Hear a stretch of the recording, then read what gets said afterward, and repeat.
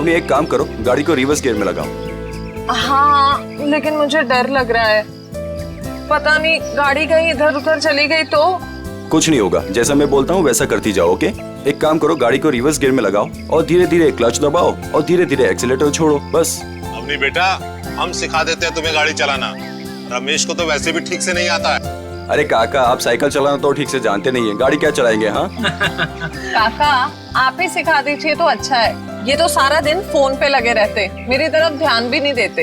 अच्छा एक काम करो, गाड़ी को रिवर्स गियर में लो। हाँ,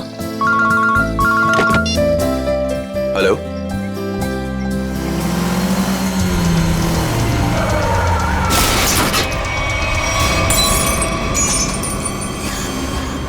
अवनी ये तुमने क्या कर दिया? हाँ, बदबू कहां से आ रही है?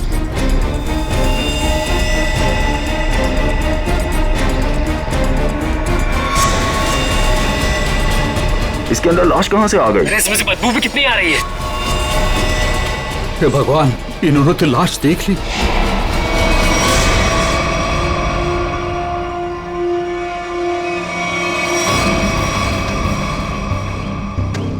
इस मूर्ति का बेस तो एकदम अच्छे से बनाया गया है, कोई लापरवाही की गई ऐसा लगता तो नहीं है।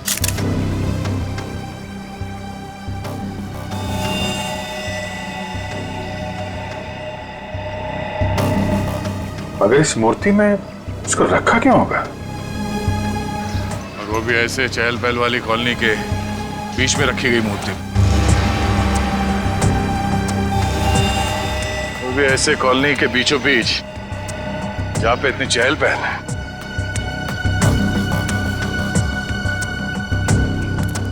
सर कॉलोनी के लोग काफी घबराए हुए हैं, किसी को नहीं पता है लाश किसके। और सर, इस कॉलोनी से कोई गायब भी नहीं हुआ है। चलो देखते हैं। आप लोग प्लीज इन बच्चों को अंदर घर भेज दीजिएगा, ये सब देखना सुनना इनके लिए अच्छा नहीं। प्लीज बच्चों, घर जाके खेलो, जाओ। माँ, आजोबा की मूर्ति में क्या था और उससे इतनी बदबू क्यों आ रही थी? घर आके बताती हूँ। बच्चों, मम्मी की बात सुनना चाहिए। हाँ, जाओ घर के अंदर जाओ। आपके बच्चे ने कहा कि ये मूर्ति उनके दादाजी की? जी, मेरे पिताजी की मूर्ति थी, सुमित प्रकाश नाम था उनका। उनकी मूर्ति क्यों बनवाई थी? मेरे पति एक इंजीनियर और साइंटिस्ट थे। सूखे इलाकों के लिए उन्होंने एक नई सिंचाई पद्धति का आविष्कार किया था। इसी से खुश होकर गवर्नमेंट ने उन्हें ये जमीन दान में दी थी। और सुमित जी इतने महान थे कि उन्होंने वो जमीन कॉलोनी को दान कर दी थी और हमने उसी जमीन पर ये बच्चों के लिए ये पार्क बनवा दिया। इसीलिए हमने उनके सम्मान में इस पार्क में उनकी मूर्ति लगवाई। देखिए, ऐसा लगता है कि किसी ने हाल में इस लाश को मूर्ति में छिपाया है। हाँ, कुछ महीनों पहले। आप लोग बता सकते हैं कि मूर्ति यहाँ कब लगाई गई थी? क्योंकि शायद लाश को उसी वक्त अंदर रखा गया था। ये क्या कह रहे हैं सर? ऐसा हो ही नहीं सकता। सुमित जी जिस साल गुजर गए उसी साल ये मूर्ति वहां लगवाई गई थी। कम से कम 39 साल हो गए। 39 साल पहले? तो ये हो सकता है कि जब हाल फिलहाल में मूर्ति बदली गई हो या फिर इसकी मरम्मत की गई हो, तब ये लाश इसमें डाल दी गई हो। जी नहीं, जब से ये मूर्ति लगवाई गई है तब से ना इसकी मरम्मत हुई है और ना इसे बदला गया। ऐसे कैसे हो सकता है? कुछ महीनों पहले मरे हुए आदमी की लाश इतनी पुरानी मूर्ति के अंदर कैसे हो सकता है? शायद ऐसा हुआ हो कि रात के अंधेरे में ये काम हुआ हो और आप लोगों को पता नहीं चला। पूर्वी, जरा वॉचमैन से पता कर। सर, इस कॉलोनी में करीब 200 फैमिलीज रहती है। अगर किसी ने रात को पुतला बदला होता, किसी ने तो देखा होता, लेकिन यहाँ तो किसी ने कुछ देखा ही नहीं।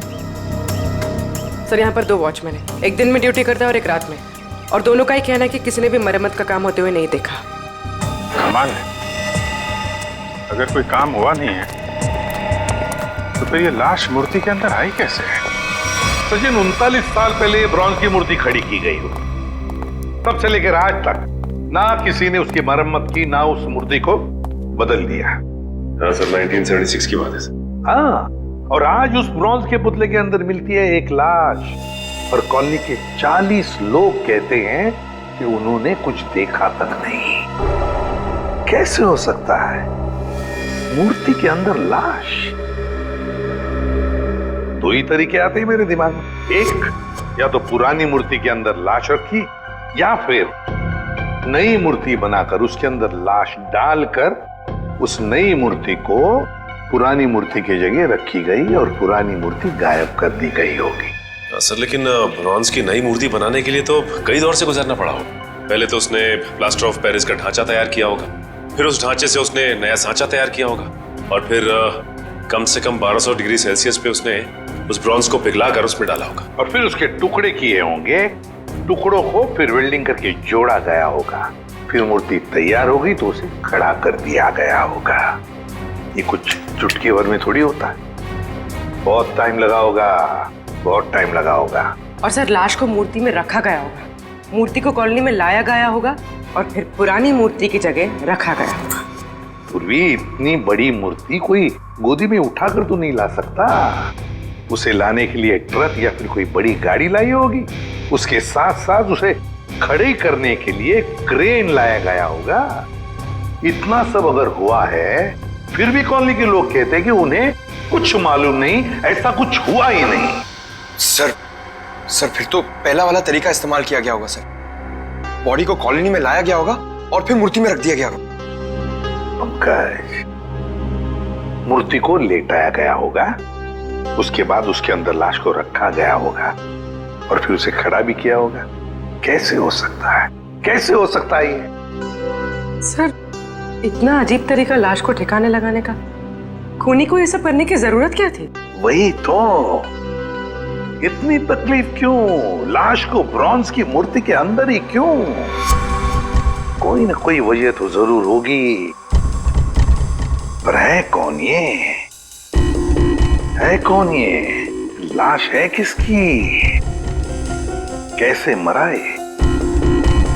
मरा या मारा गया? इस आदमी की उम्र 45 साल है और इसकी मौत इसके सर पे लगी चोट की वजह है। अरे sir sir sir sir, Hindi में बोलेंगे तो मुझे भी समझ में आएगा। क्या बोल रहे हैं? इस आदमी की उम्र 45 साल है और इसकी मौत इसके सर पर लगी चोट की वजह से हुई है। ये हुई ना, थैंक यू। और कुछ और बता सकते हैं? कोई जादू है, चुटकी बजाऊंगा हो जाएगा? अरे कोई जादू है जो चुटकी बजाऊंगा सब कुछ हो जाएगा? मन तो करता है चुटकी बजा दूं और ये आदमी गायब हो जाए। क्या बोले तुम? मतलब मैं कह रहा था सारुंके साहब, आप चुटकी बजा दे तो केस सॉल्व हो जाएगा। कितना किया है, ये तो कुछ भी नहीं है। हाँ लेकिन अभी मेरा चुटकी बजाने का मूड नहीं। ठीक है तो मैं उधर बजा लेता हूँ चुटकी। किधर चले जाते हो? हाँ देखिए आप, तारिका जी।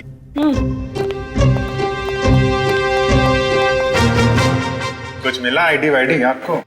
ना आईडी ना वॉलेट, कुछ नहीं। और ये कपड़ों की हालत देखो। भाई साहब बज गई चुटकी।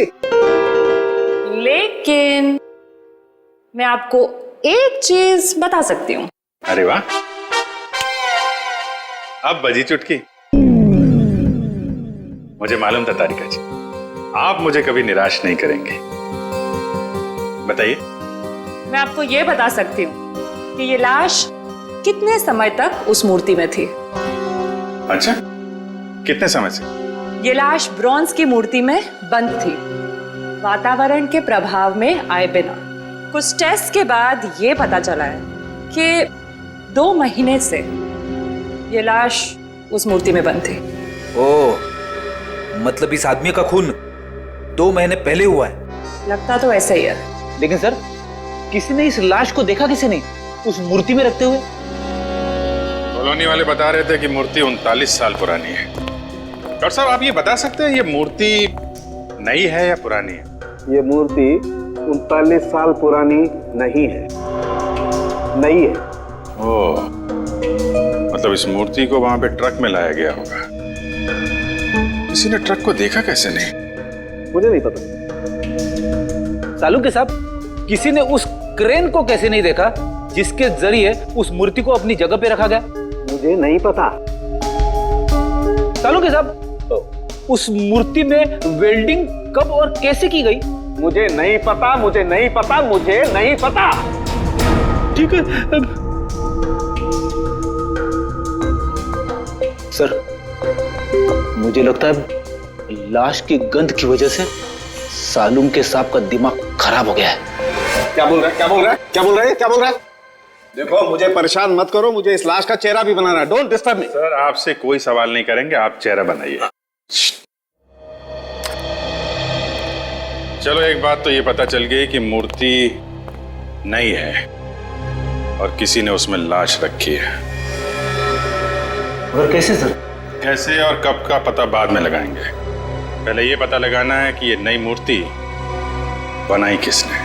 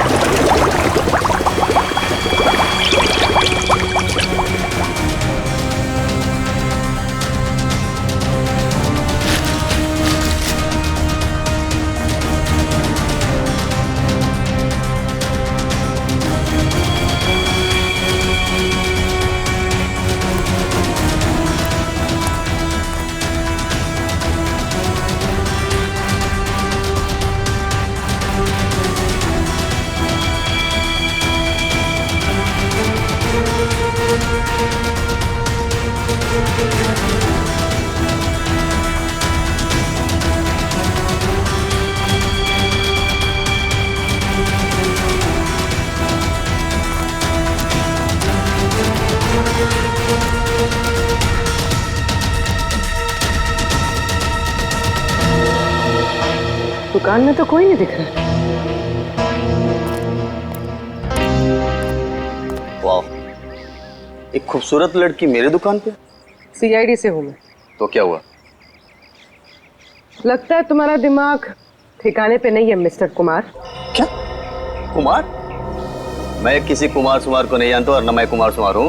तुम निशित कुमार नहीं हो जिसकी ये दुकान है? ओह, इस दुकान के पहले वाले मालिक निशित कुमार, उनकी बात कर रही है ना? पहले वाला मालिक?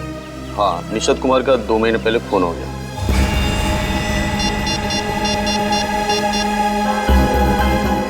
हेलो, अभिजीत साहब।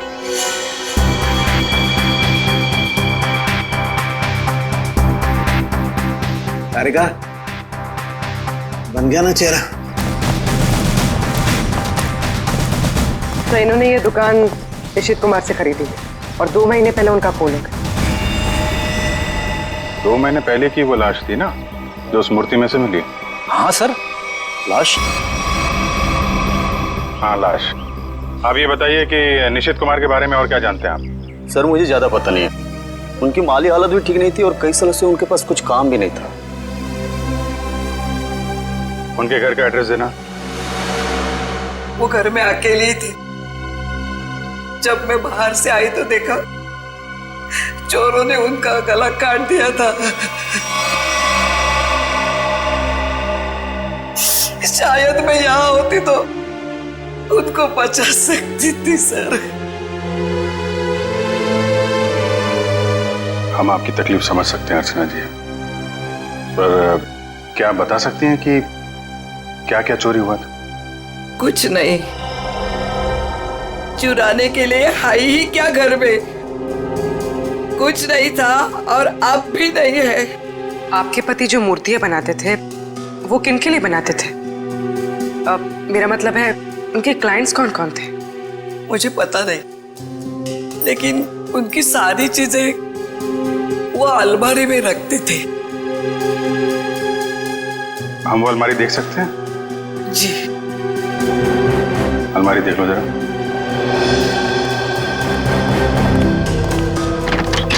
अर्चना जी, ऐसा भी हो सकता है कि ये चोरी का मामला ना हो। मैं समझी नहीं सर कुछ। निशित जी का कोई दुश्मन भी था जो उनकी जान लेना चाहता हो? सर मामूली सा शिल्पकार, उनका दुश्मन कौन हो सकता है?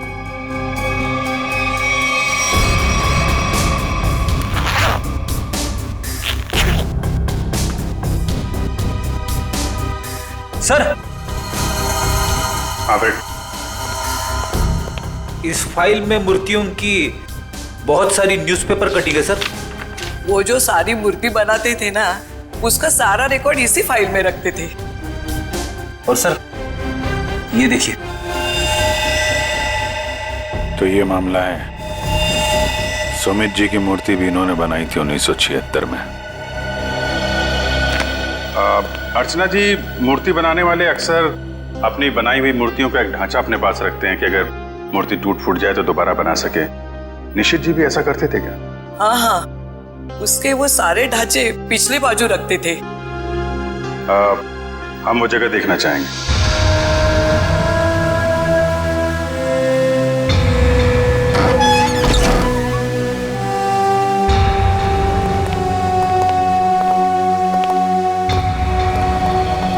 सर, आप सब देख रहे हैं ना, ये उनकी पूरी जिंदगी की कारीगरी है।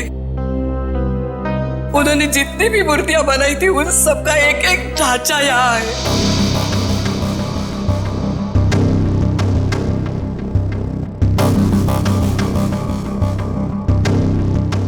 वो वाला नहीं दिख रहा है? कौन सा वाला? वो सुमित जी की जो मूर्ति का ढांचा है। वो उस तरफ होना चाहिए।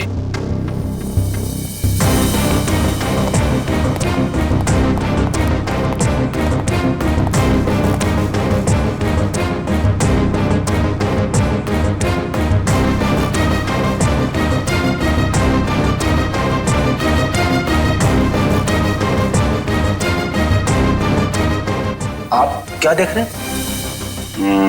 ये मिट्टी देख रहे हो? यहाँ पे कोई ढांचा था जो अब नहीं है। अर्चना जी, हाँ, वो सुमित कुमार जी की मूर्ति का ढांचा यहीं पे था? हाँ, यही था। ले गए।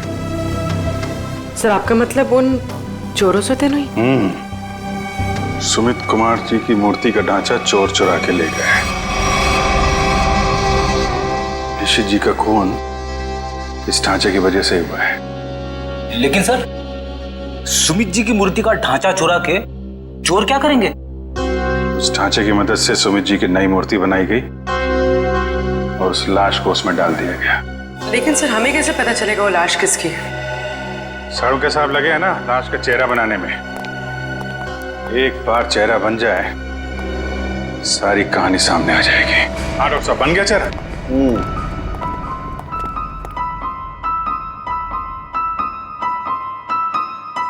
ये देखो बॉस, ये है वो मरा हुआ आदमी। क्या? ये कैसे हो सकता है? डॉक्टर साहब, ये क्या मजाक है? भाई साहब, मैं मजाक नहीं कर रहा हूँ, यही है उस आदमी का चेहरा, ऐसा ही दिखता है वो।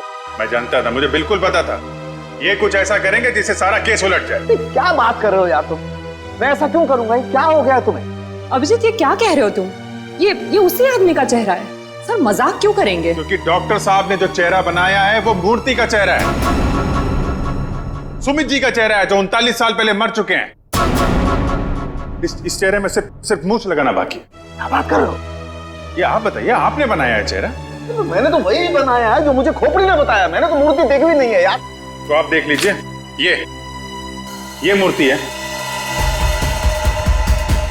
ये तो वाकई वही चेहरा है जो मैंने बताया। ऐसा कैसे हो सकता है? सर, ये आदमी 39 साल पहले मर चुका है। आज जिंदा होता तो 80 साल का होता। और आपने कहा था ना कि ये मरा हुआ आदमी 45 साल का है। कैसे पॉसिबल है? आई एम सॉरी बॉस, मुझे छुट्टी चाहिए। वो आप देखो सर। पहले हम ये पता लगाने की कोशिश कर रहे थे कि लाश को मूर्ति में रखा कैसे गया। अब हमें यह पता लगाना है कि सुमित जी की लाश सुमित जी की मूर्ति में आई कैसे और क्यों। सर, कुछ पता चला उस लाश के बारे में? देखिए, उसी के बारे में हम लोग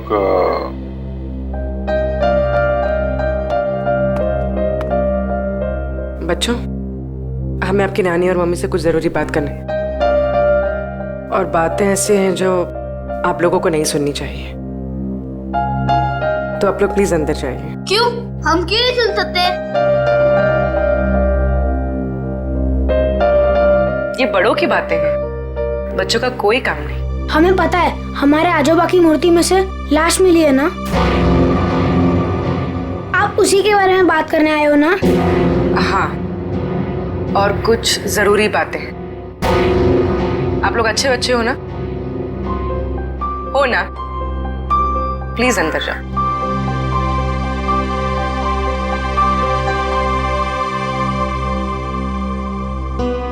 सर बताइए ना, क्या पता चला आप लोगों को? एक्चुअली इस केस की जांच को लेकर हम थोड़ी उलझन में हैं और हमें लगता है कि आप सुलझा सकती हैं इस उलझन को। कैसी उलझन? और मैं कैसे सुलझा सकती हूँ? दरअसल ये सब हमारे परिवार वाले जैसे ही हैं। जब से शादी करके आई हूँ इसी कॉलोनी में रह रही हूँ। ये लोग सब कुछ जानते हैं। आपको जो कुछ भी कहना है इनके सामने कह सकते हैं। ठीक है। आपके पति सुमित जी को गुजरे हुए करीब 39 साल हो गए, है ना? लेकिन सुमित जी की मूर्ति में से हमें जो लाश मिली है वो सुमित जी की है।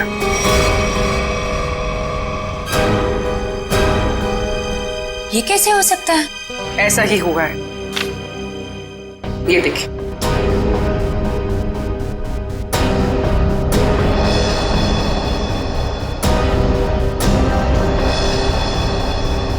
इतने यकीन के साथ आप ये कैसे कह सकते हैं?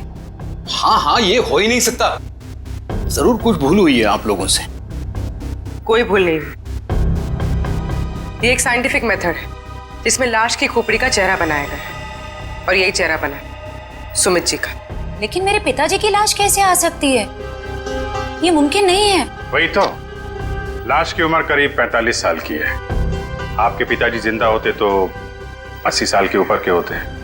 अब बात यह है कि 80 साल का आदमी 45 साल का कैसे हो गया? ये मैं कैसे जान सकती हूँ? अब आपको नहीं पता तो हमें कैसे पता होगा? चेहरा तो बिल्कुल आपके पति का ही है। सर, उनकी मौत के बाद उनका अंतिम संस्कार मैंने ही किया था। अगर किसी ने लाश बदल दी हो या कहीं किसी तरह वो जिंदा भी होते तो वे 80 साल का इंसान 45 साल का हो ही नहीं सकता। वही तो, यही बात हमें परेशान कर रही है। अच्छा, आपके परिवार में कोई ऐसा आदमी था जो बिल्कुल सुमित जी से मिलता जुलता हो? नहीं, जब से मैं उन्हें जानती हूँ या जब से मेरी शादी हुई है, मैंने तो ऐसा किसी को नहीं देखा जो उनकी तरह दिख रहा हो। चूंकि उस मरे हुए आदमी का चेहरा हूबहू आपके पति से मिलता जुलता है और उन दोनों में कोई संबंध है या नहीं, ये जानने के लिए मालती जी हमें आपकी थोड़ी मदद चाहिए। कैसी मदद? अगर आपको बुरा ना लगे तो हमें आपका डीएनए उस मरे हुए आदमी से मिला के देखना होगा। यही एक तरीका है सच्चाई को जानने का।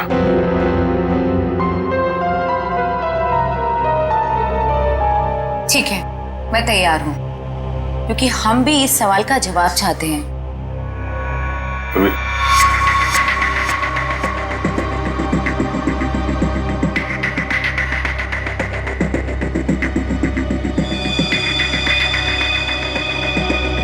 Thank you. हम फिर मिलेंगे, पर तब जब आपके साथ मिलेंगे। आता रेखा जी, डीएनए रिपोर्ट आ गई? पार्शियल मैच है। क्या? पार्शियल मैच है? देखा, इसका मतलब सालू के गलत नहीं था बॉस। ये आदमी सुमित के परिवार का ही। बाप का डीएनए बेटी में भी है और इस मरे हुए आदमी में भी। निश्चित रूप से ये आदमी सुमित के परिवार का ही कोई है। अगर ये सुमित का रिश्तेदार है तो किसी ने इसे पहचाना कैसे नहीं? कोई तो होगा जो इसे पहचानता। ये बड़ी चौंकाने वाली बात है। आपने जो इसका चेहरा बनाया था उसकी फोटो हमने अखबार में भी भेजी, लेकिन ऐसा कोई भी आदमी सामने नहीं आया जो इसे पहचानता हो। अगर ये इसी शहर में था तो किसी ने तो इसे देखा होगा। कोई तो होगा इसके पहचान वाला। तारिका जी, आप तो जीनियस हैं। ऐसे क्या कह दिया मैंने? केस सॉल्व कर दिया है। हो सकता है ये आदमी इस देश का हो ही ना, हो सकता है कि मरने से कुछ समय पहले इस देश में आया। ओह, इसीलिए किसी ने इसे पहचाना नहीं। हाँ, पिछले 2-3 महीने की इमिग्रेशन रिपोर्ट्स चेक करनी होंगी हमें। पंकज, आज के अखबार में मैंने अपना राशिफल देखा। जानते हो क्या लिखा था उसमें? क्या था सर? बहुत जल्द नौकरी में बदलाव होगा। इसका मतलब जानते हो? हाँ सर, ये तो बहुत दुख की बात है। आपका डिमोशन होने वाला है। आपकी पोस्ट तो मेरे से भी नीचे होने वाली है। क्या बोलता है? अरे इसका मतलब है मेरा बहुत जल्द प्रमोशन होने वाला है। हाँ, पिछले 1 हफ्ते से मुझे ऐसा ही लग रहा है। लेकिन मुझे ऐसा नहीं लग रहा है। क्यों? सर अभिजीत सर ने बिल्कुल सही पता लगाया सर। इमिग्रेशन रिकॉर्ड से उस मरे हुए आदमी का चेहरा मैच कर रहा है सर। गुड, मिला है सर।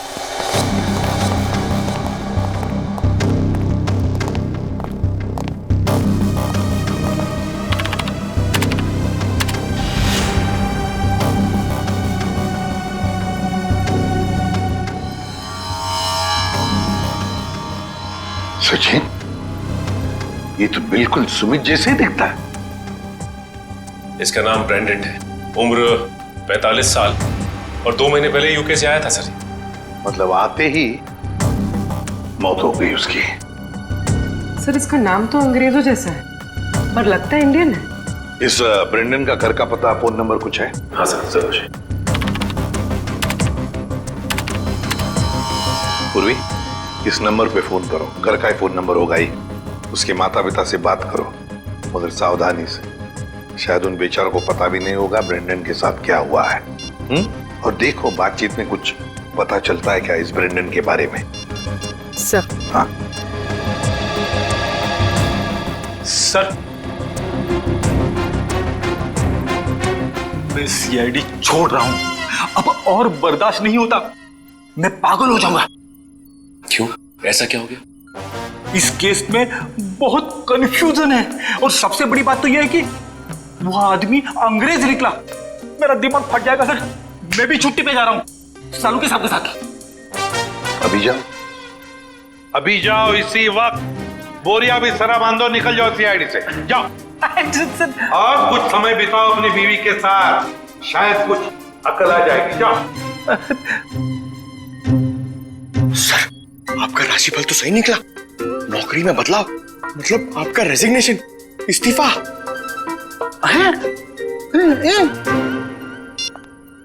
सर। हाँ पूर्वी, बात हो गई? हाँ सर, एक और चौंकाने वाली बात पता चली। क्या? सर ये ब्रेंडन सुमित का बेटा था। ब्रेंडन सुमित का बेटा है? वो कैसे? उसकी पहली शादी से। सुमित ने बियाट्रिस नाम की एक अंग्रेज औरत से 1970 में शादी की थी। बेटे को जन्म देते हुए वो औरत मर गई। बीवी की मौत के बाद उसका दिल टूट गया और वो अपने इस बेटे को लेकर इंडिया वापस आना चाहता था, लेकिन उसकी बीवी के घर वालों ने बच्चे को आने नहीं दिया।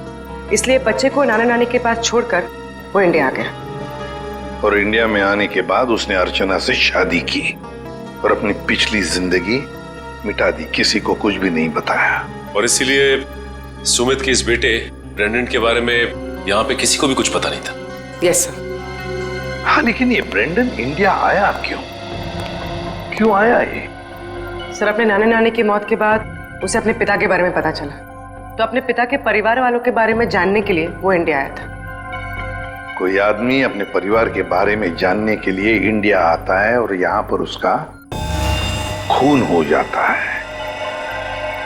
नहीं नहीं नहीं नहीं, ये कोई और ही चक्कर है।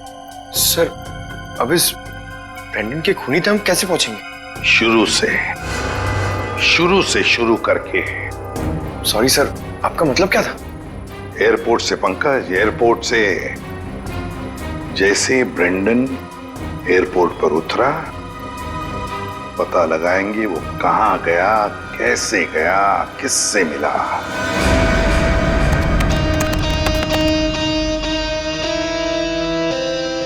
सर, ये फुटेज एयरपोर्ट के अराइवल गेट की है सर, जब ब्रेंडन इमिग्रेशन से बाहर निकल चुका था।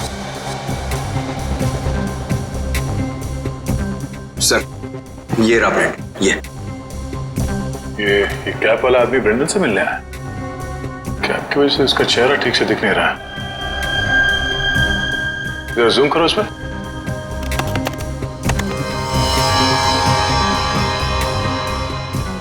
देखिए, जानबूझकर ये आदमी अपना चेहरा छुपा रहा है। ये चाहता नहीं है कि उसका चेहरा कैमरे पे कैप्चर हो। आगे बढ़ो। सर, ये दोनों तो पार्किंग की तरफ गए। इसका मतलब इस कैब वाले आदमी की गाड़ी पार्किंग में है। एक काम करो, इन दोनों के बाहर निकलने से आधे घंटे तक जितनी भी गाड़ियां एयरपोर्ट के पार्किंग लॉट से बाहर निकली है, उन सब के डिटेल्स निकालो। पता चल जाएगा इस कैब वाले की कौन सी गाड़ी है। सर, वो आदमी ब्रेंडन को जब एयरपोर्ट की पार्किंग में लेके गया, उसके आधे घंटे बाद तक ये सारी गाड़ियां बाहर जाती रही सर। बस वे ठीक है। एक एक को फोन करो और पता लगाओ किस पैसेंजर को इन्होंने एयरपोर्ट से पिकअप किया और कहां जाके छोड़ा। हेलो जी, मैं सीआईडी से इंस्पेक्टर सचिन बोल रहा हूँ। अच्छा, ये बताइए कि 15 फरवरी को आपकी कार इंटरनेशनल एयरपोर्ट पे गई थी किसी को छोड़ने के लिए? आप क्या करने गए थे? किसी को छोड़ने गए थे? मिसेस आंचल कुमार। ओके पूर्वी। Okay okay. क्या? किसको छोड़ने गए थे? Peter Frank. अच्छा, ये कौन सी फ्लाइट से है? ओके।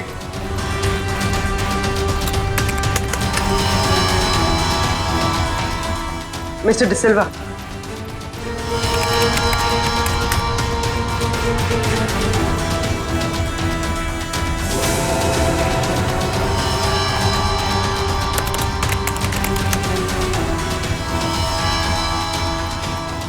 ओके पूर्वी, अब बचा है सिर्फ एक नंबर, ये VH 543259।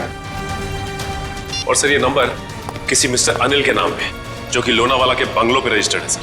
लेकिन ये आदमी फोन नहीं उठा रहा है सर। फोन नहीं उठा रहा है? लगता है ये अनिल ही पिकअप करने आया था ब्रेंडन को एयरपोर्ट पर। सर, कहीं इस अनिल ने ही तो ब्रेंडन का खून नहीं किया? हो सकता है पूर्वी। एक बात तो पक्की है, इस अनिल का जरूर कोई ना कोई संबंध है ब्रेंडन के खून के साथ। सरकार के रजिस्ट्रेशन के हिसाब से अनिल जी का घर यही है। काफी पैसे वाला लगता है ये अनिल जी। इतना बड़ा बंगला, वो कार। लेकिन इस अनिल जी को ब्रेंडन से क्या काम पड़ गया? सर, मुझे तो लगता है कि इस ब्रेंडन को इंडिया में कोई जानता ही नहीं होगा। ब्रेंडन को इंडिया में कोई जानता नहीं था तो ये अनिल एयरपोर्ट क्यों गया था उन्हें लेने? उसके बाद ये ब्रेंडन गायब कहाँ हो गया? कोई दरवाजा खोल क्यों नहीं रहा है? जी, कौन है आप लोग और क्या चाहिए? आपके मालिक अनिल जी से मिलना है। कहाँ है वो? वो नहीं है। आप क्यों पूछ रहे साहब? देखिए, बेमतलब परेशान मत करिए, नहीं तो अभी पुलिस को फोन कर देंगे। हम लोग सीआईडी से हैं। सीआईडी? सीआईडी कहाँ से?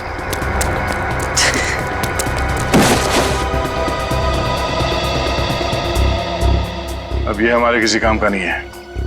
लगता है अनिल जी उसी तरफ है जिस तरफ ये भाग रहा है। चलो देखते हैं। हट, हट।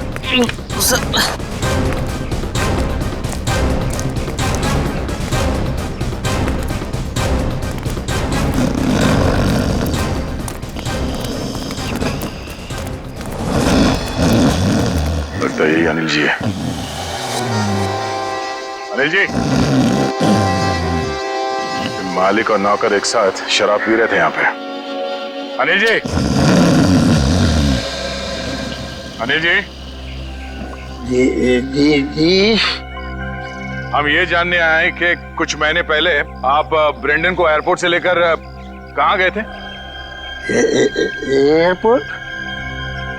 ब्रेंडन? मैं कुछ नहीं समझ पा रहा यार, क्या बोल रहे हो तुम? हम ये कह रहे हैं कि ब्रेंडन को लेके आप एयरपोर्ट से आए थे और ये हमने सीसीटीवी फुटेज में देखा है।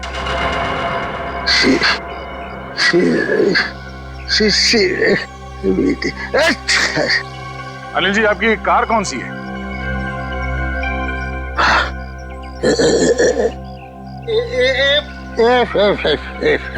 सच्चाई तो ये है कि ना तो ये बंगला आपका है और ना ही वो कार। बाप, अब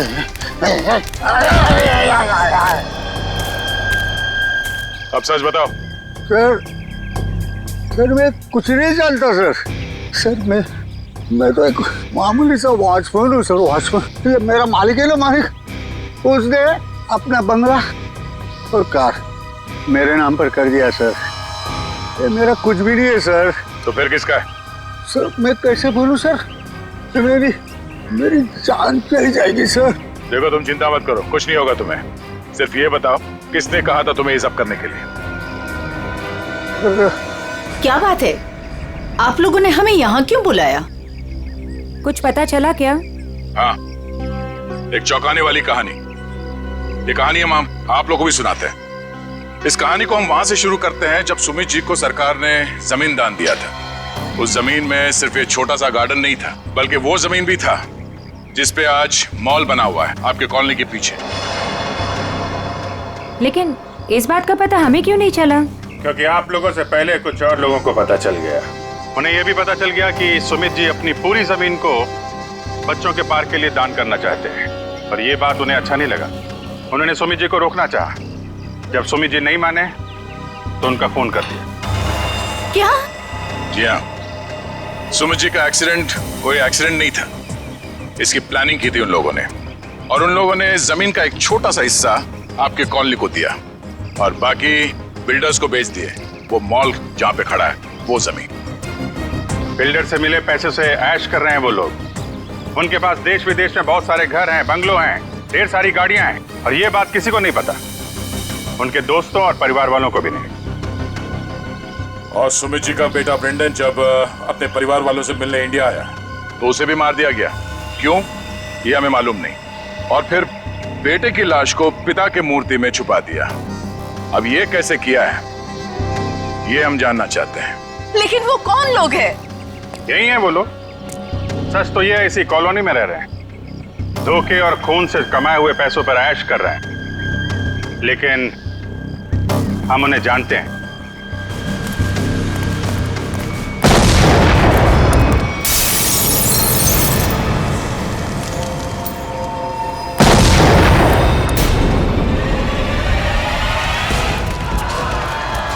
अजय, अजय आप लोग पीछे आइए जल्दी।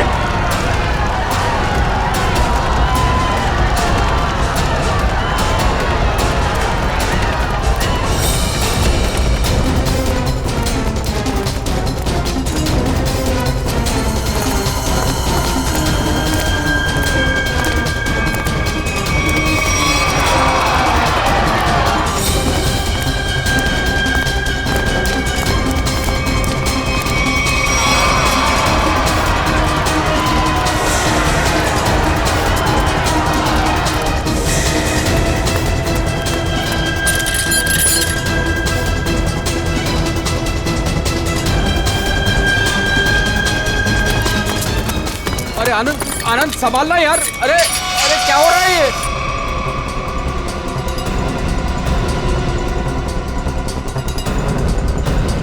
कहाँ भाग रहे हो?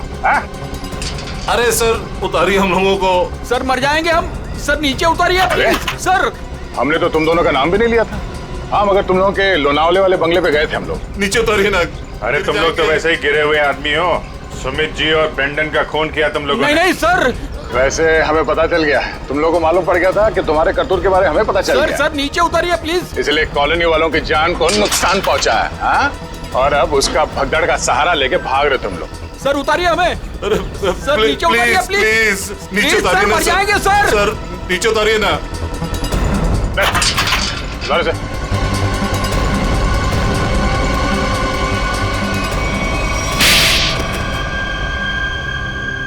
लेकिन वो तो आपके दोस्त थे, फिर आपने उनको क्यों मार दिया? क्योंकि इनके लिए पैसा दोस्ती से ज्यादा मायने रखता है। लेकिन ब्रेंडन को क्यों मारा? सर एक्चुअली हम उसे मारना नहीं चाहते थे। हम उसे एयरपोर्ट से सीधा हमारे खाली पड़े हुए फ्लैट पे लेके गए। हमने सोचा था हम उसके बाप के मरने की झूठी कहानियां सुनाकर उसको यूके वापस भेज देंगे, और उसने हमारी वो बातें सुन ली थी जिसमें हमने सुमित को मारने का जिक्र किया था। इसके लिए उसको मारा सर। लेकिन उसकी लाश मूर्ति में क्यों छुपाई? हम नहीं चाहते थे कि उसकी लाश किसी भी हालत में सीआईडी को मिले। अगर हम उसे जलाते, दफनाते या किसी तालाब झील में उसकी लाश छोड़ देते तो एक न एक दिन तो लाश मिल ही जाती ना।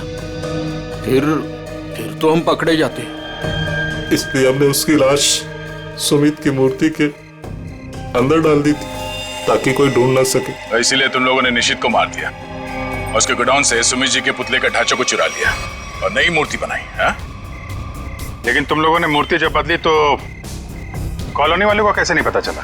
वो सर, हमने एक दिन पूरे कॉलोनी वालों को रात के खाने की दावत दी थी और हमने उनके खाने में नींद की गोलियां डालती थी। अच्छा, जब सारी कॉलोनी सो गई तो पुरानी मूर्ति की जगह नई मूर्ति रख दी। अगर अवनी अपने कार से उस मूर्ति को ठोकर नहीं मारती तो इनके काले कारनामों से पर्दा नहीं हटता। लेकिन सच्चाई में एक ताकत होती है जो कभी छुपती नहीं। और जुर्म में भी वही कमजोरी होती है, वो भी कभी छुपती नहीं। इन्हें हमारे हवाले कर दीजिए, इन्हें सजा हम देंगे। हाँ सर, इन्होंने हमें धोखा दिया है, ये हमारे गुनहगार है। नहीं सर, हमें अरेस्ट कर दो, ये लोग मार डालेंगे। हमें अरेस्ट कर लीजिए सर। तुम्हें सजा देने का हक अगर हमारे हाथ में होता तो हम तुम्हें इनके हवाले कर देते। हमारे हाथ बंधे हुए हैं, वरना निखिल, पंकज ले जाओ इन्हें।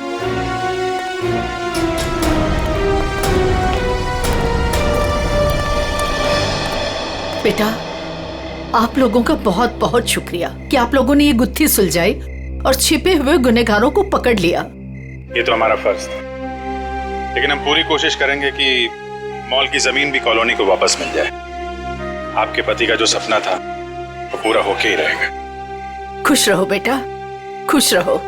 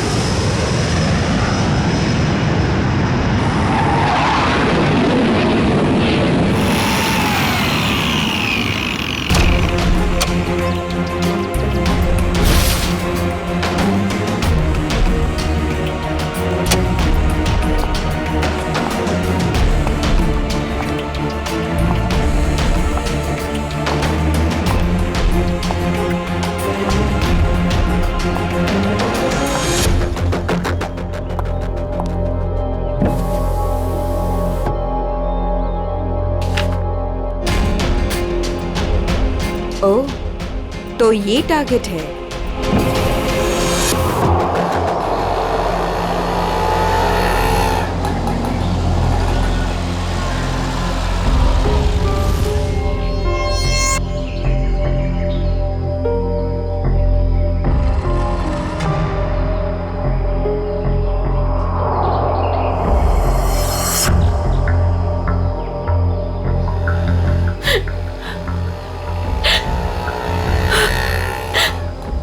पता तो यही का बताया था, लेकिन अब तक आए क्यों नहीं?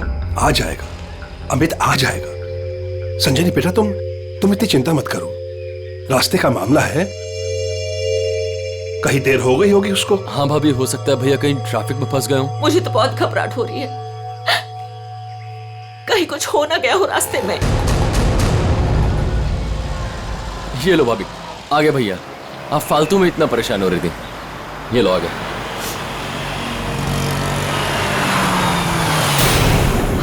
आप क्यों नहीं रहे? रुक क्यों गया वो? भैया को तो जगह पता थी।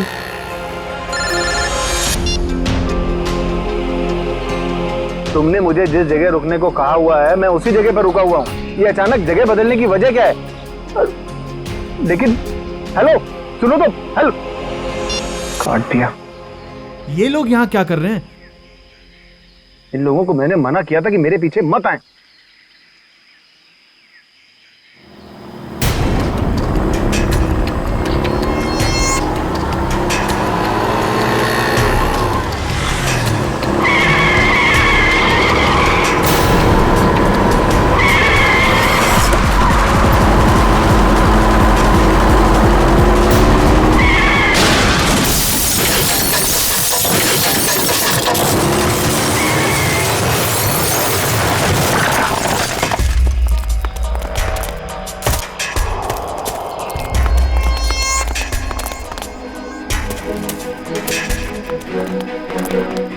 हटिए प्लीज, हटिए आप लोग, हटिए, एक बाजी हो जाइए प्लीज। अमित, अमित, अमित भैया, अमित भैया।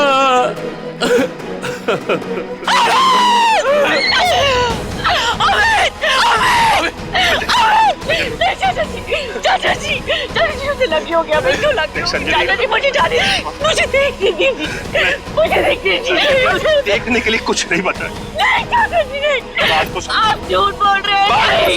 नहीं, ये झूठ है। भाभी, भैया सच में हमारे साथ नहीं रहे। संभालो अपने आप को प्लीज, प्लीज।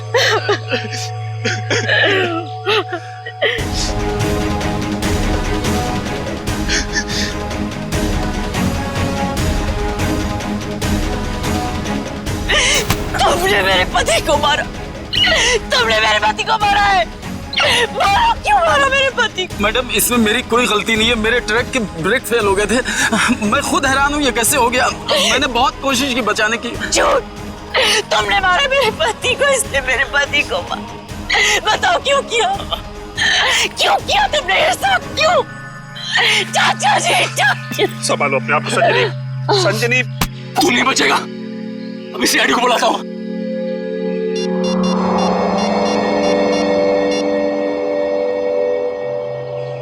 Hello CID.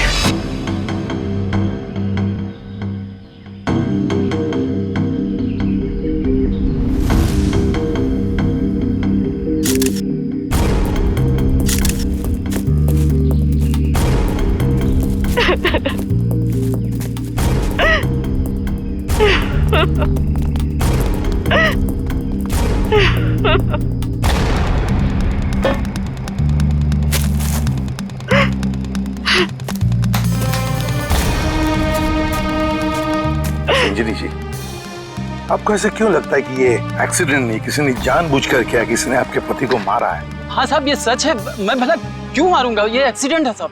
बाद में बात करूंगा।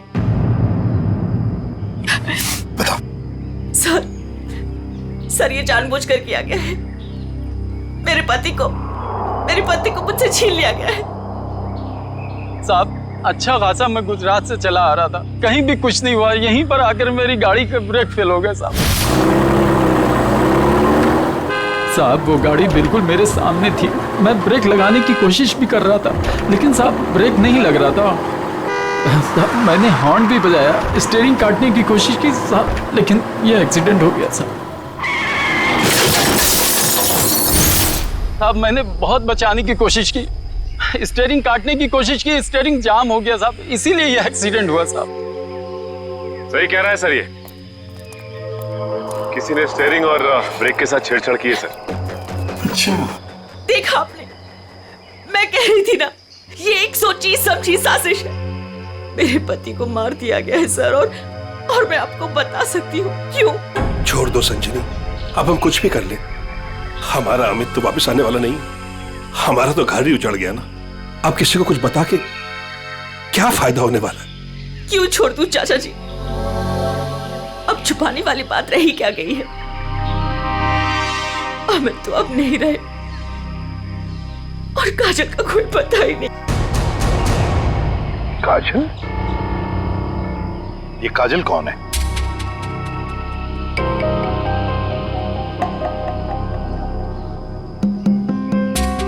बताइए संजनी जी, ये काजल कौन है? अमित और मेरी इकलौती बेटी। क्या हुआ? उसे कल किसी ने अगवा कर लिया। आज अमित उसकी फिरौती की रकम देने आ रहा था। काजल को कल अगवा कर लिया गया, किडनैप किया गया, और हमें फिरौती की रकम लेके जा रहा था तो उसकी गाड़ी का एक्सीडेंट हो गया। दोनों बातों का कोई ना कोई संबंध जरूर है। हाँ सर, मुझे ऐसे लग रहा था कि कुछ बुरा होने वाला है। मेरा दिल घबरा रहा था सर, पर मेरी किसी ने नहीं सुनी सर। अमित, अमित, हमें भी साथ ले चलो। अमित नहीं, किडनैपर ने मुझे अकेले बुलाया। अच्छा, करण को तो ले जाओ। हाँ भैया, मैं चलता हूँ ना तुम्हारे साथ। मैं गार्डन में घूमने नहीं जा रहा हूँ करण। अमित, मुझे बहुत घबराहट हो रही है। अगर वहाँ पे कुछ नहीं होगा। तुम समझने की कोशिश क्यों नहीं कर रही हो? उन्हें जो कुछ चाहिए मैं उन्हें दे रहा हूँ। बस एक बार हमारी बच्ची सही सलामत हमें मिल जाए और हमें कुछ नहीं चाहिए। चलता हूँ मैं। अमित, अमित,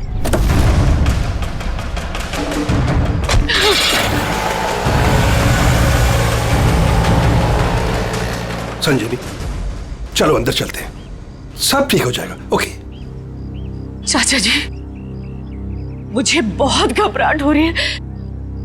हमें पुलिस को बता देना चाहिए। नहीं संजनी, देखो तुम हमारे घर की बहू हो, लेकिन मैं तुम्हें अपनी बेटी ऐसे समझता हूं, इसलिए तुम्हें नसीहत दे रहा हूं, अपने पति से पूछे बगैर कोई भी ऐसा कदम मत उठाओ, प्लीज। नहीं चाचा जी, मैं तो जाऊंगी। आप लोग चल रहे हो तो चलो। करण, गाड़ी निकालो।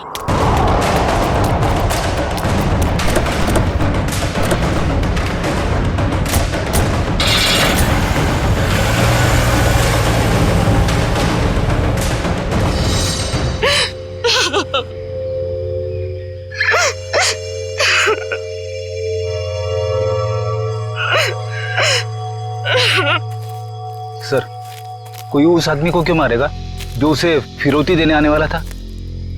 हाँ सर, ऐसा करके तो उसे पैसे भी नहीं मिलने वाले। सर, गाड़ी में पैसे नहीं मिले। पैसे नहीं मिले गाड़ी में? नहीं सर, और सर ना ही कोई ऐसा बैग या फिर ब्रीफकेस मिला है जिसमें फिरौती की रकम रखी गई हो। सर, कहीं ऐसा तो नहीं कि गाड़ी में से किसी ने पैसे निकाल लिए? संजीवी जी, गाड़ी में फिरौती के पैसे हैं नहीं।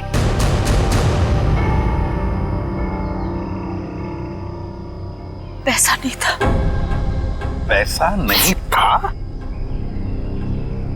फिरौती कुछ और ही थी। क्या? कुछ और ही था? पैसा नहीं था तो और क्या था संजनी? सोना चांदी गहना कुछ तो होगा। मुझे कुछ नहीं पता।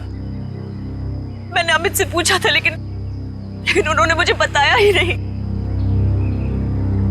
कुछ नहीं। क्यों कर?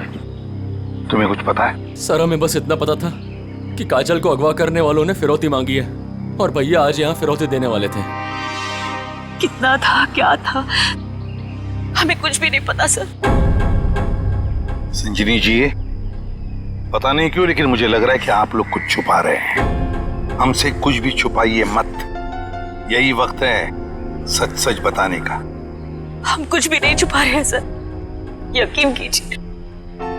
सर, मेरी बेटी को बचा लीजिए।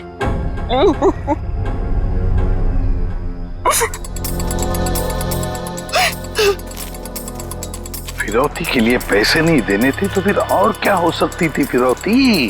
और फिर अमित ने ये सब छुपाया क्यों? क्यों छुपाया अपने परिवार वालों से भी? एक्सीडेंट से पहले तुम कहीं रुके थे क्या? कुछ इतनी देर के लिए कि जिस वक्त में कोई तुम्हारा स्टीयरिंग या फिर ब्रेक के साथ कोई छेड़छाड़ करे। हाँ साहब, यहाँ से ठीक 2 किलोमीटर पहले टोल नाका है, वहाँ के अफसर ने मुझे रोका था। यहाँ से 2 किलोमीटर पहले? साहब यहीं पे रुके, यहीं पे। साहब, यहीं पे था वो टोल नाका, ये अचानक गायब कैसे हो गया? साहब मैं जब गाड़ी लेकर आया तो यहीं पर था, मैं सच कह रहा हूँ साहब।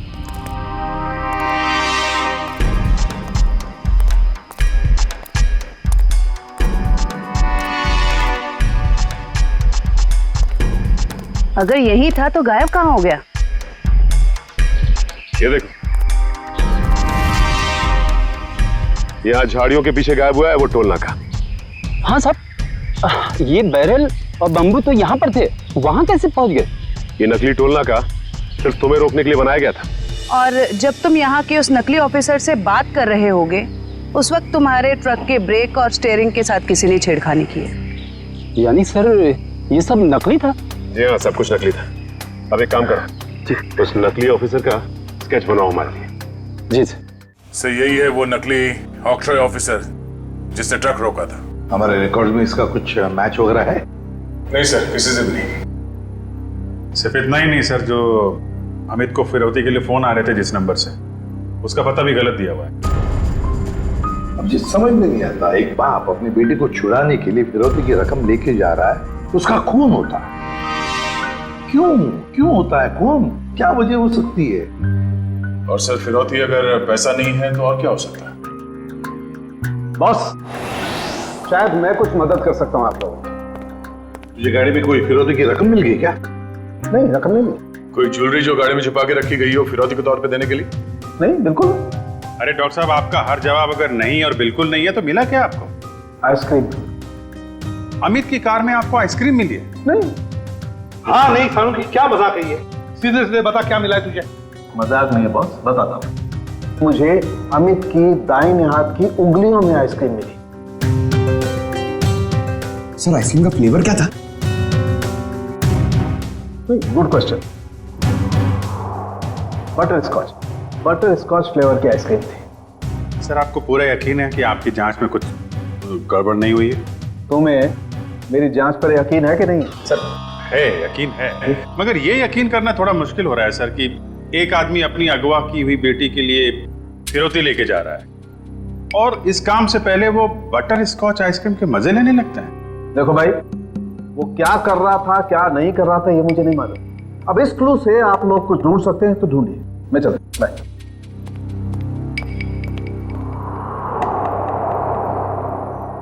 काम करो सर, अमित की पत्नी संजीनी को फोन करो, पूछो उससे कि अमित घर से निकलने से पहले आइसक्रीम खा के निकला था क्या, हाथ धोए थे क्या नहीं, ये भी पूछो। सर समझ में नहीं आता, एक बाप अपनी बेटी को छुड़ाने के लिए फिरौती की रकम लेके जा रहा है मगर बीच रास्ते में रुककर आइसक्रीम खाता है, बटर स्कॉच आइसक्रीम। सर संजीनी ने बताया कि उनकी बेटी को आइसक्रीम से एलर्जी थी, इसलिए वो लोग आइसक्रीम खाने से परहेज करते थे और घर में भी आइसक्रीम नहीं रखते थे। सर ये लो, इसका तो एक ही मतलब हो सकता है कि अमित ने आइसक्रीम घर से निकलने के बाद खाई है। सर ये अमित कैसा बाप है सर? अपनी बेटी को छुड़ाने से पहले कहीं रुककर बटरस्कॉच आइसक्रीम खा रहे हैं? पंकज, ये बाप आइसक्रीम खाने के अलावा कुछ और ही है। तुम लोग एक काम करो, पता लगाओ अमित के घर और फिरौती देने की जो जगह थी उसके बीच में कितने आइसक्रीम पार्लर्स हैं। जरूर अमित किसी न किसी आइसक्रीम पार्लर में गया होगा और वहीं उसने ये बटरस्कॉच आइसक्रीम खाया होगा। सर हमने सारे आइसक्रीम पार्लर चेक किए तो पता चला कि ये वही आइसक्रीम पार्लर है जहाँ से अमित ने कल आइसक्रीम खरीदी थी। ठीक है,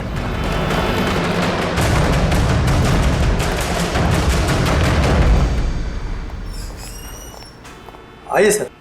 आपको ठीक से याद है कि कल अमित ने आप ही के आइसक्रीम पार्लर से वो बटरस्कॉच आइसक्रीम खरीदी थी? जी सर। और बड़े मजे से उसने आइसक्रीम खाई होगी? नहीं सर, उन्होंने उसे डिलीवरी करने के लिए कहा था। खाई नहीं? अरे सर ये तो गड़बड़ कर दिया, इतनी अच्छी आइसक्रीम खरीदी और खाई भी नहीं। अगर उसने आइसक्रीम खाई नहीं तो फिर उसके हाथ में आइसक्रीम आई कैसे? किस एड्रेस पे भिजवाई थी आइसक्रीम? एक मिनट मैम।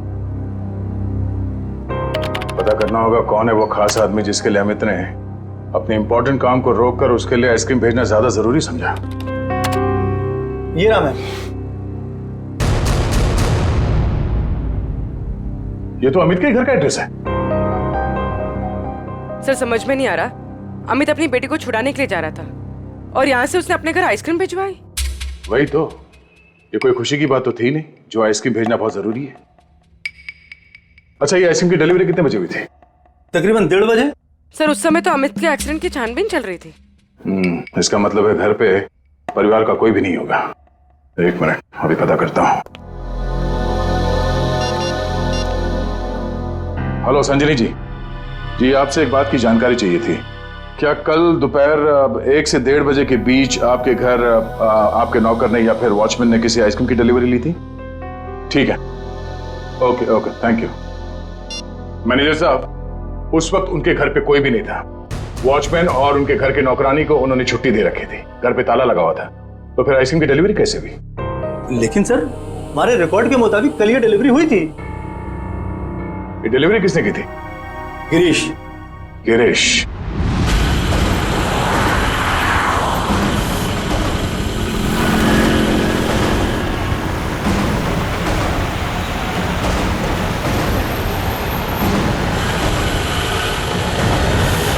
सर, हम इस बटरस्कॉच का गिरीश का पीछा क्यों कर रहे हैं सर? हमें ये तो पता चल गया था कि कल अमित ने आइसक्रीम का जो ऑर्डर दिया था उसके घर तक नहीं पहुंचा। हाँ सर। अब हमें ये पता चलेगा कि डिलीवरी बॉय ने इस आइसक्रीम के साथ क्या किया था। सर इसलिए आपने फिर से आइसक्रीम अमित के घर के पते पर ऑर्डर की? मैंने तो सिर्फ अमित का जो ऑर्डर है उसे दोहराया है। अब देखते हैं ये डिलीवरी बॉय क्या करता है। सर, आपको लगता है गिरीश वही करेगा जो उसने कल किया था? लगता नहीं है पंकज, गिरीश ने फिर से वही गलती की है। वो देखो, तो दूसरे रास्ते पे मुड़ गया।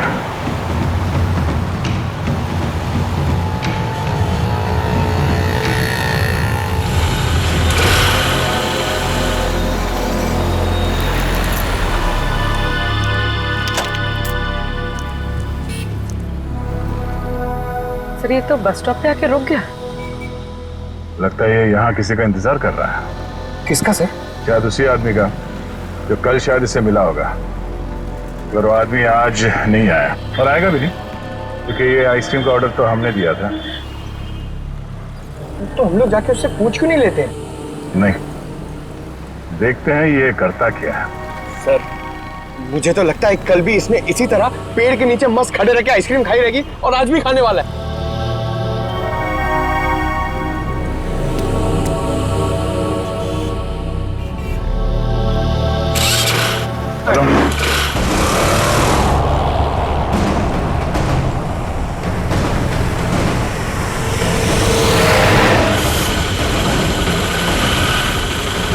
अबे यार, इसने तो आइसक्रीम का मिल्क शेक बना दिया होगा।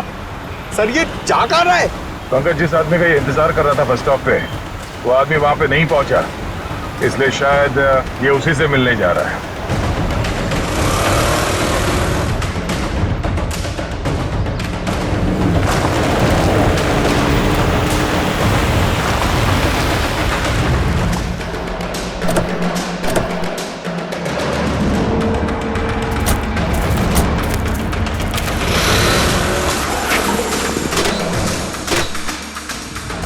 लगता है ये उसी आदमी को ढूंढता हुआ यहाँ पर आया।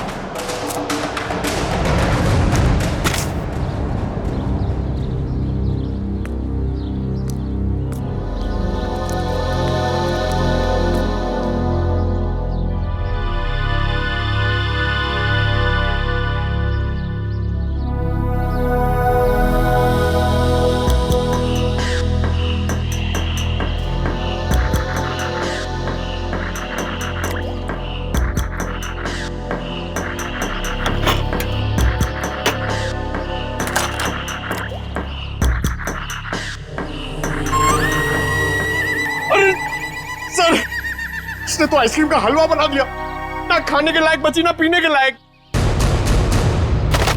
चलो इसी से पूछते हैं इसने ऐसा क्यों किया।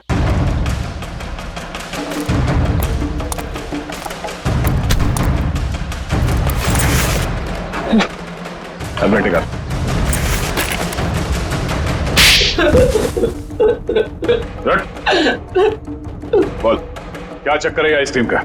कुछ दिन पहले मुझे एक आदमी यहाँ मिला था। उसने मुझसे कहा तुम्हारे आइसक्रीम पार्लर पे अमित नाम का एक आदमी आएगा और वो बटर स्कॉच आइसक्रीम ऑर्डर करेगा सर। और कल अमित ने आइसक्रीम पार्लर में आकर बटर स्कॉच आइसक्रीम का ऑर्डर दिया। हाँ सर, आया। और उस आदमी ने मुझे वो पता पहले से ही बता दिया था जिस पे अमित को वो आइसक्रीम डिलीवर करानी थी। लेकिन उसने मुझसे कहा था कि आइसक्रीम उस एड्रेस पर डिलीवर ना कर उसको दे दूं सर। और तुमने आइसक्रीम उसे दे दिया? हाँ सर, वो मुझे बस स्टॉप पे मिला और आइसक्रीम लेके चला गया सर। उसने ये काम करने के लिए मुझे पूरे 2000 रुपए दिए सर।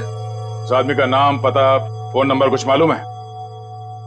नहीं सर, गलती हो गई सर, माफ कर दीजिए।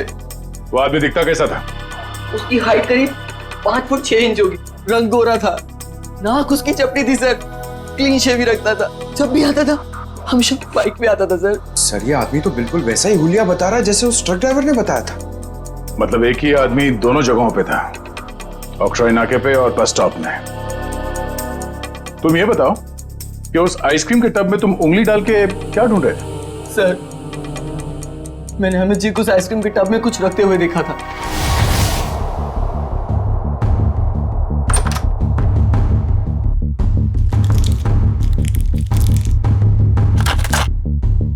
मैनेजर साहब, हाँ, इस आइसक्रीम के डिब्बे की डिलीवरी करा दीजिए जल्दी। इसका टाइम पे पहुंचना बहुत जरूरी है।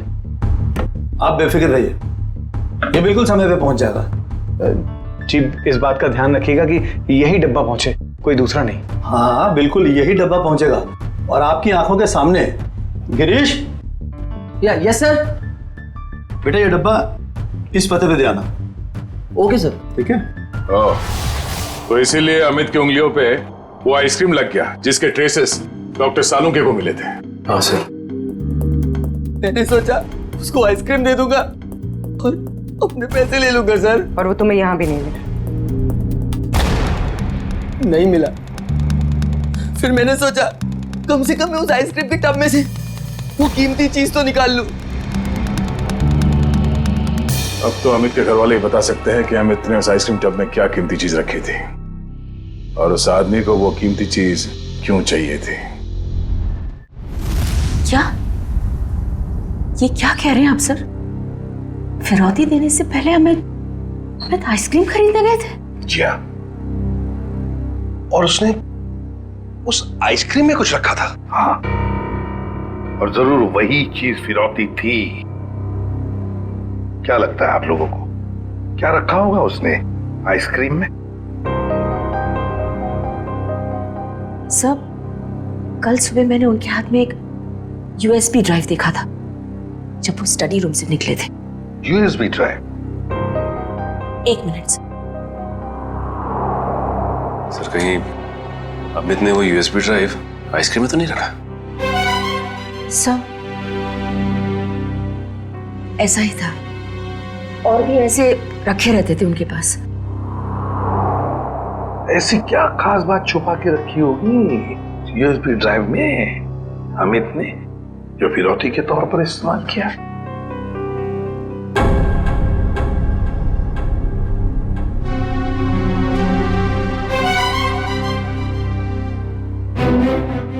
फिर चुप हो।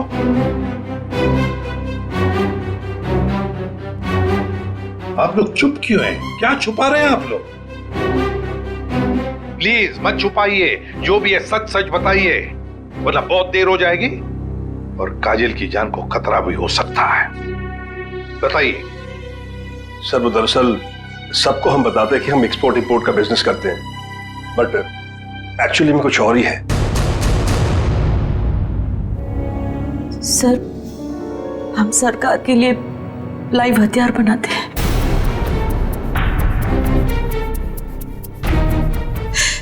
सरकार के साथ हमारा कॉन्फिडेंशियल एग्रीमेंट है कि कुछ भी हो जाए हम ये बात किसी को नहीं बताएंगे। तो कहीं कोई खुफिया जानकारी तो नहीं थी इस यूएसबी ड्राइव में जो अमित ने आइसक्रीम में डालकर दे दिया किसी को? गद्दारी की है अमित ने, देश के साथ गद्दारी। नहीं नहीं, वो गद्दार नहीं थे। हो सकता है कि बेटी के अगवा होने की वजह से एक बेचारा बाप टूट गया हो और उसने गलत कदम उठा लिया हो। बेटी की वजह हो या और कुछ भी, मगर देश के साथ कोई भी गद्दारी नहीं कर सकता। दया को फोन करो, कहो उसे कि ये सब कुछ उस आदमी ने किया है जिसने आइसक्रीम की डिलीवरी ली थी। उठाओ उसे। ये हमारे देश की सुरक्षा का सवाल है, हमारे देश की सुरक्षा का सवाल।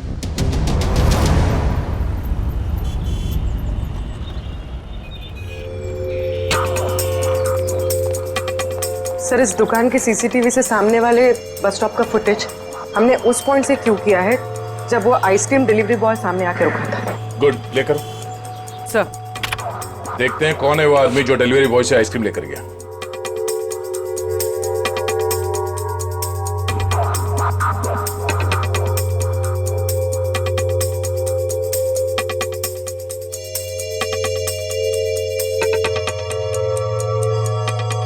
ये वो आदमी, मतलब वो डिलीवरी बॉय सच बोल रहा था, ये लेकर गया आइसक्रीम।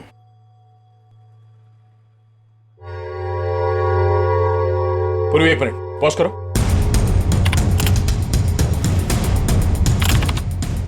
जूम करो। बाइक का नंबर दिख रहा है, पता करते हैं ये है कौन। मैं बस थोड़ी देर टीवी देख लेता हूँ।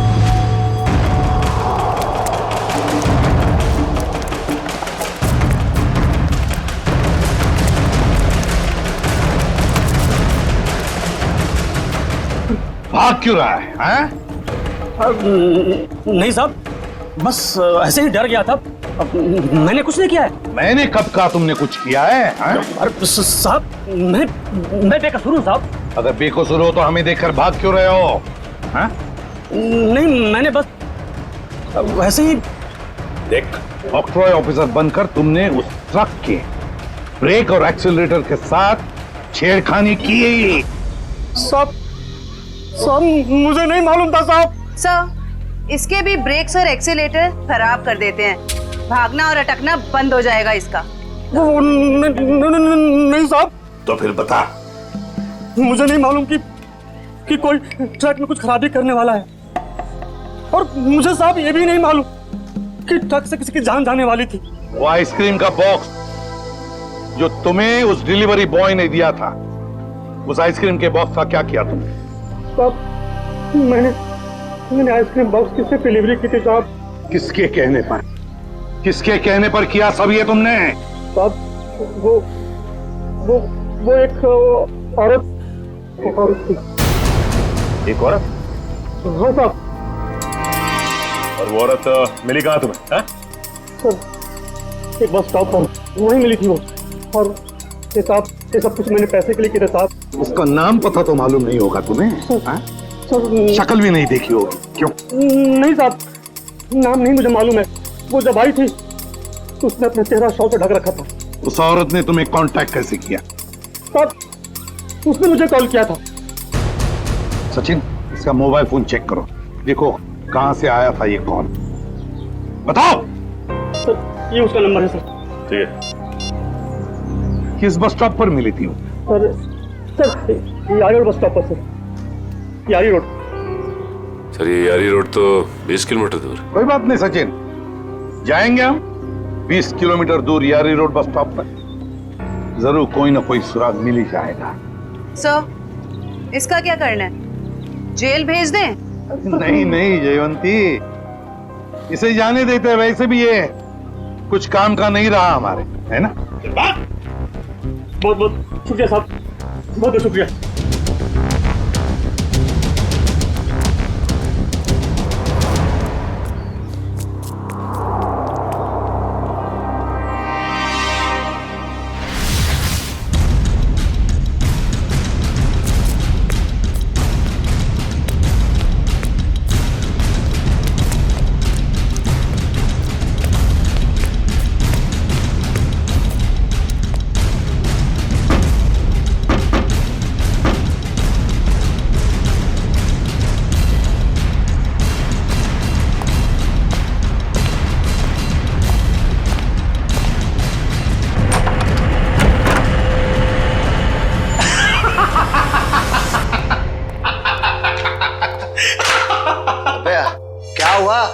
इतना हंस क्यों रहा है? अरे यार, आज 3 सीआईडी वालों को चूना लगा के आ रहा हूं। उन्होंने मेरी बातों पर भरोसा कर लिया। अरे बता तो। अरे यार, सीआईडी वालों ने तो मुझे पकड़ ही लिया था। मुझे लगा कि आज तो मैं गया, लेकिन उसके बाद मैंने कहानी सुनाई। एक ऐसी कहानी सुनाई ऐसी कहानी सुनाई कि सीआईडी वालों को भेज दिया यारी रोड बस स्टॉप। बिल्कुल झूठी कहानी।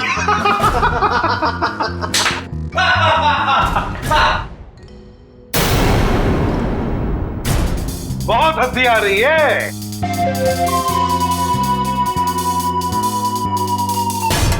चलो अब हम भी एक कहानी सुनाते हैं तुम लोगों को कि कैसे सीआईडी वालों ने इस टॉमी को बेवकूफ बनाया।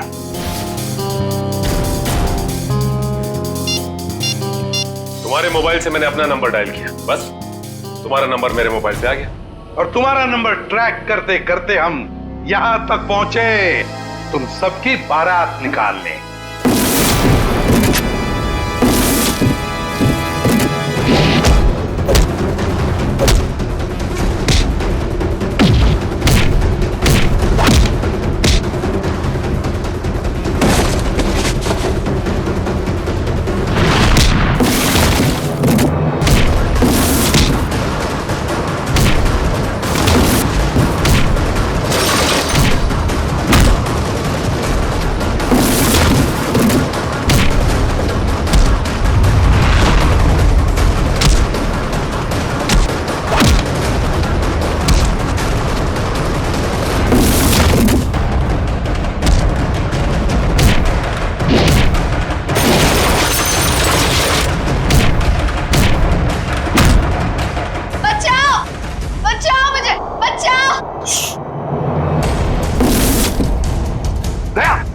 कोई बच्चा चिल्ला रहा है, शायद नीचे।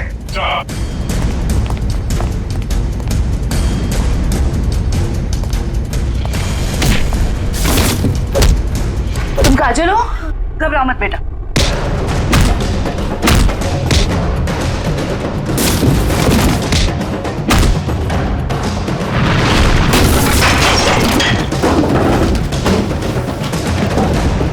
चलो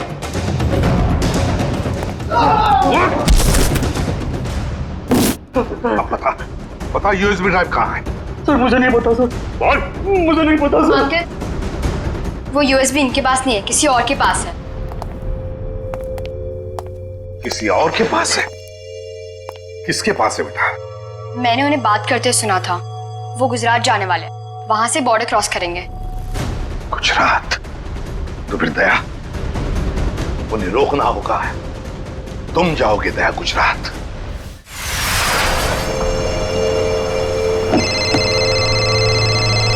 हेलो निखिल, नजरें गड़ा के रखना। हाँ सर। बॉर्डर की तरफ यही दोनों रास्ते जाते हैं, उन्हीं में से किसी में होगा वो। ओके सर, ओके, हम लोग नजर रखते हैं। और ये भी पता चला है कि वो हरे रंग की ओपन जीप है। निखिल, हरे रंग की जीप में वो लोग, हरे रंग की, समझे? हरे रंग? कहीं भी दिखाई पड़े रोक लेना उनको। Okay sir. वो लोग हरे रंग की जीप में बॉर्डर की तरफ जा रहे हैं। बॉर्डर क्रॉस कर रहे हैं? हाँ सर। हरे रंग की जीप?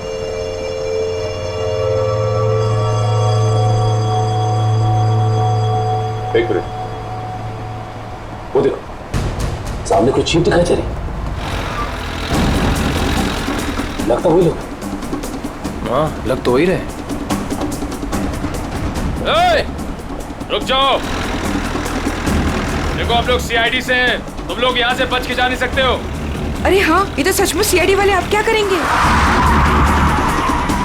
तैयार रहना, पास में आए तो उड़ा देना। सर वो लोग हमारे सामने ही हैं। ग्रेट, पकड़ लो उन्हें, जीप दिख गई है। ठीक है सर, हम उनके पीछे ही हैं।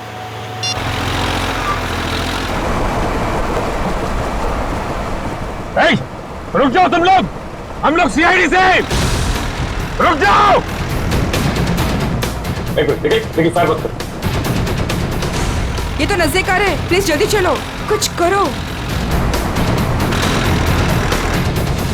देखो तुम लोग गलत कर रहे हो, हमारी बात सुनो। फायर कर रहे हैं।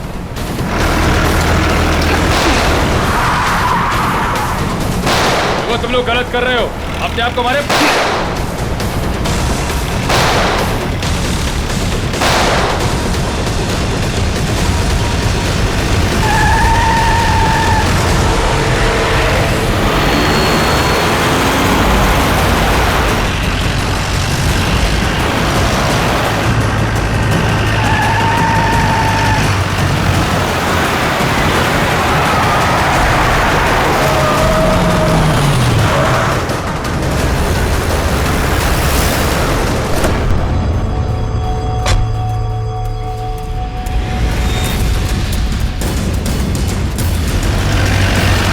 देखो निकल।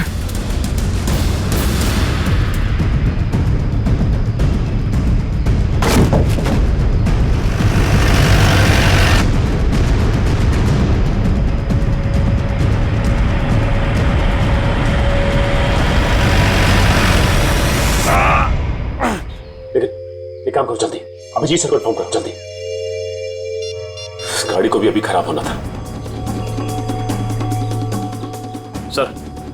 सर हम लोग उनका पीछा कर रहे थे सर, हमारी गाड़ी फंस गई। Oh no. सर उनको पता चल गया हम उनका पीछा कर रहे हैं। हाँ सर। Okay sir. ठीक है हम लोग देखते हैं। Okay sir. ठीक है सर। क्या हुआ यार? उन लोगों की जीप तो फंस गई है और दुश्मन निकला जा रहा है। क्या करें? एक रास्ता है हमारे पास, गाड़ी घुमाओ गया।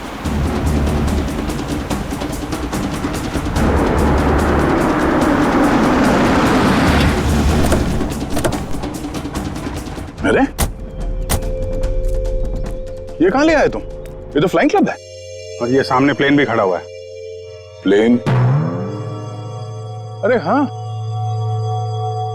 कुछ दिनों पहले तुम प्लेन चलाना सीख रहे थे ना, तो तुम ये प्लेन उड़ा सकते हो? कोशिश कर सकता हूं। क्या बात है, चलो।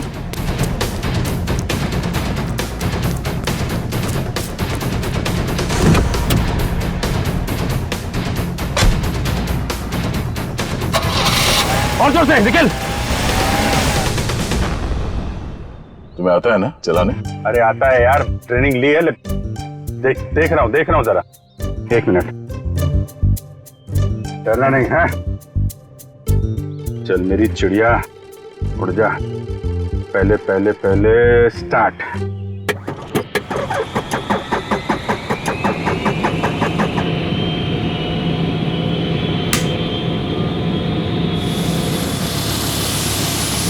अरे अभिजीत, ये कहाँ जा रहा है? अरे यार एक मिनट करता हूँ।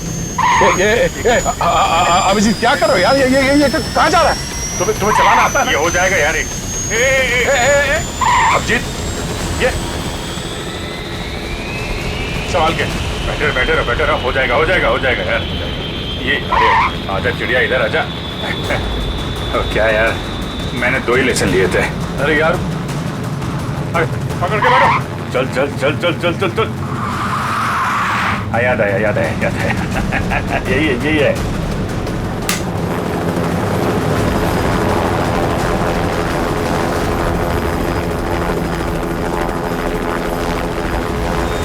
ये जा रही चिड़िया, ऊपर जा रही।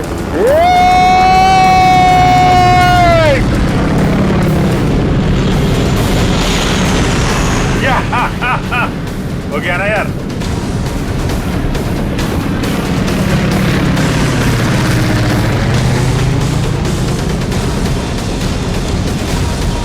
अभिजीत संभाल के।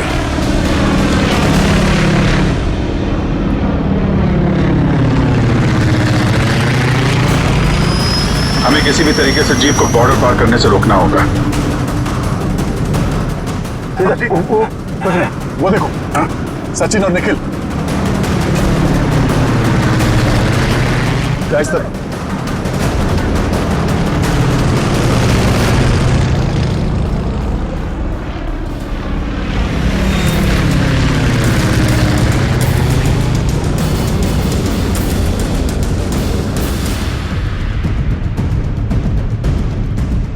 जीप आगे होनी चाहिए।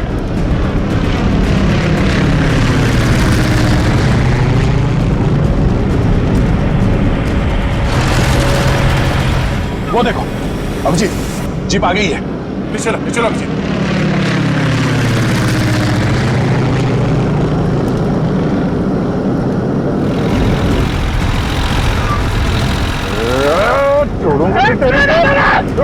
खींचो।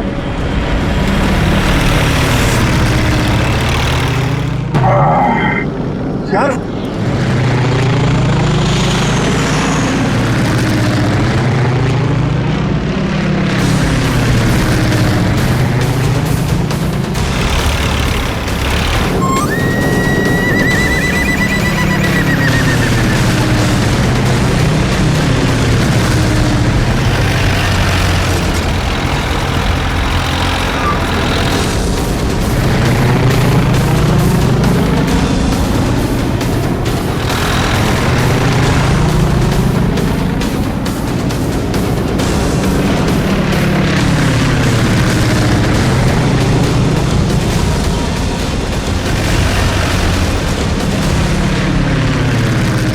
काम करते हैं, इसको पीछे से ही पकड़ते हैं। जो भी करना संभाल के करना।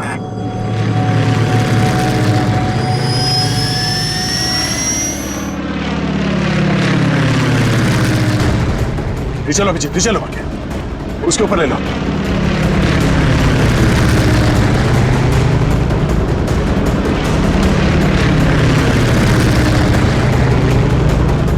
छोड़ूंगा नहीं इसको आज। दया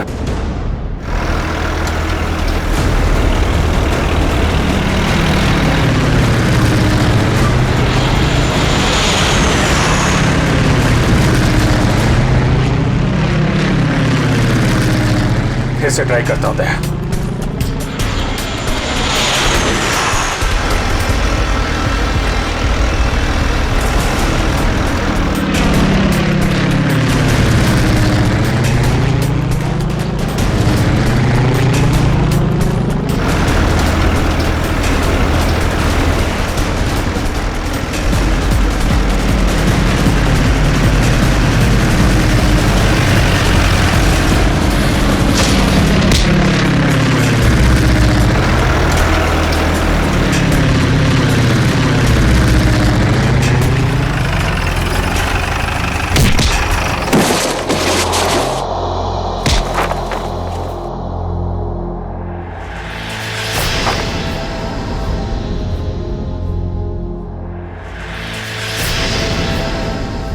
जगन, शर्म आनी चाहिए जगन तुम्हें। अपने ही परिवार की लड़की को किडनैप किया तुमने, और ऋचा तुम पैसों की लालच में इस गुनाह में शामिल हुई थी। तुम्हारे पास तो वो इन्फॉर्मेशन पहले से थी जो तुमने अमित से फिरौती के तौर पे मांगी थी, तो फिर तुमने ये सब क्यों किया? क्योंकि मैंने वो सारी इन्फॉर्मेशन पहले ही दुश्मनों को भेज दी थी, और मुझे पता था कि सरकार को इस बात का पता चल जाएगा। इसलिए तुमने किडनैपिंग का ड्रामा किया ताकि इसमें अमित फंस जाए। जी, और जब सरकार इस बात की छानबीन करेगी तो यही पता चलेगा कि अमित ने अपनी बेटी की जान बचाने के लिए वो सीक्रेट्स दुश्मनों को बेच दी। अमित को तो तुमने बहुत सफाई से मरवा दिया ताकि किसी को कुछ पता ना चले और मामला यहीं खत्म हो जाए। और जब इसे पता चला कि हम इसके सच्चाई तक पहुंचने वाले हैं तो देश छोड़ के भागने की तैयारी में था। कहां तक भागोगे अपने गुनाह से बच के? फांसी का फंदा तुम्हारा इंतजार कर रहा है।